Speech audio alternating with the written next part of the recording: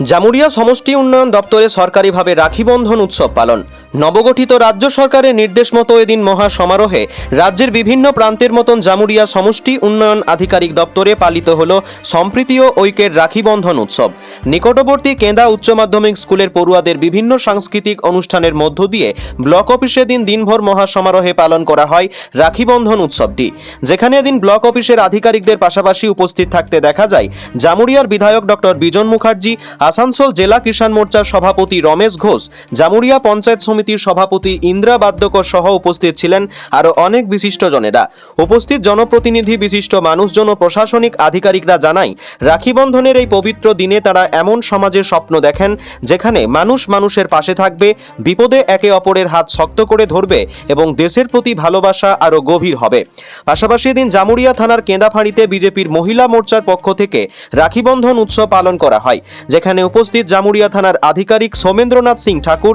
কেন্দাফাঁড়ির আইসি Madan Mohan Dutta, ACP central বিমান কুমার মির্ধা সহ উপস্থিত আরও অন্যান্য পুলিশ আধিকারিক ও সিভিক ভলেন্টিয়ারদের হাতে রাখি পরিয়ে মিষ্টিমুখ করান বিজেপির মহিলা মোর্চার সদস্যরা।